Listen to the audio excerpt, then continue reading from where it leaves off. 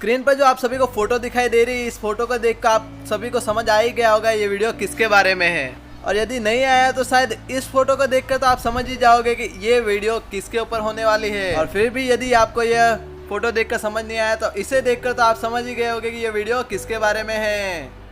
आज की यह वीडियो हमारी नोबिता के ऊपर है। क्या रियली में नोबिता एग्जिस्ट करता था या नहीं करता था, इसलिए इस वीडियो को अंत तक जरूर देखना। इसी के साथ बिना वक्त जाहिर किए शुरू करते हैं आज की वीडियो।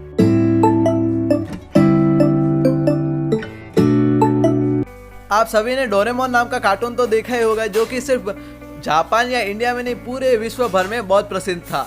और हम बचपन में सब कार्टून देखते हुए तो बड़े हुए हैं। डोरेमोन कार्टून के दो किरदार बहुत ही फेमस थे, जिसमें पहला था नोबिता और दूसरा उसका दोस्त डोरेमोन। क्या आप सभी लोग जानते हो कि नोबिता और डोरेमोन रियल में इस दुनिया में एग्जिस्ट करते थे।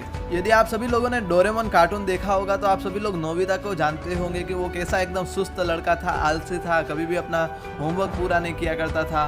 नोबिता के दोस्त भी उसे बिल्कुल पसंद नहीं करते थे, उसको हमेशा घर पे डांट पड़ती थी। इसी कारण की वजह से नोबिता बिल्कुल अकेला सा मायूस रहने लगा। यह बात तब की है जब नोबिता करीबन 8 से 9 साल का हुआ करता था। इसी कारण की वजह से उसको कोई दोस्त पसंद नहीं करता था और उसके घर पे भी हमेशा उसको डांट पड़ती थी। वो मायूस रहने लगा और धीरे धीरे वो डिप्रेशन में जाने लगा। और ऐसे चलते चलते उसे एक बीमारी हो गई। ऐसे ही मायूस और डिप्रेशन में जाने की वजह से उसे एक बीमारी हो गई जिसको कहते हैं स्किज़ोफ्रेनिया। इस बीमारी में होता यह है कि व्यक्ति इमेजिनेशन में खो जाता है और उसका इमेजिनेशन वाला पर्सन उसे हर वक्त उसके साथ में दिखाई देता है। यही बीमारी के कारण नोबिता को डोरेमोन दिखाई देने लगा। नोबिता के अलावा डोरेमोन किसी को भी नहीं दिखाई देता था। नोबिता को इमेजिनेशन की वजह से लगता था कि डोरेमोन हर वक्त उसके साथ में रहता है, उसकी हमेशा हेल्प करता रहता, लेकिन ऐसा कुछ भी नहीं था। और ऐसे करते करते लगभग 7 से 8 साल बीत गए।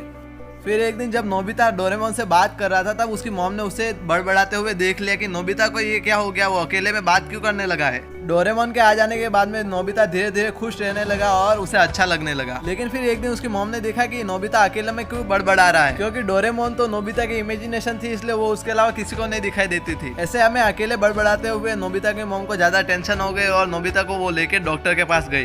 डॉक्टर ने चेक करके बताया कि नोबिता को एक बीमारी हो गई है और इस बीमारी के कारण नोबिता हर वक्त अपने इमेजिनेशन में खोया रहता था।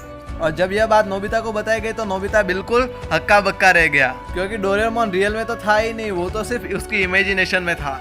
और धीरे धीरे फिर से वो मायूस होने लगा और दुखी रहने लगा। इस तरह धीरे धीरे समय बीतने लगा और कम से कम उसने 8-10 साल और बिता दिए। उसी बेचैनी में, मायूसी में रहने लगा और वो हर वक्त दुखी रहने लगा।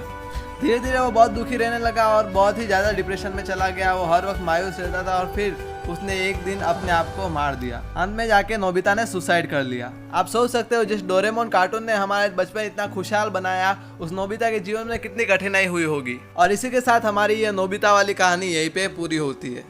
Thank you for watching my video. और यदि आपने अभी तक हमारे चैनल को सब्सक्राइब नहीं किया तो चैनल को सब्सक्राइब कर दे, और वीडियो को लाइक नहीं किया तो वीडियो को लाइक कर दे। फिर मिलेंगे नई वीडियो के साथ में। जय हिंद, जय भारत।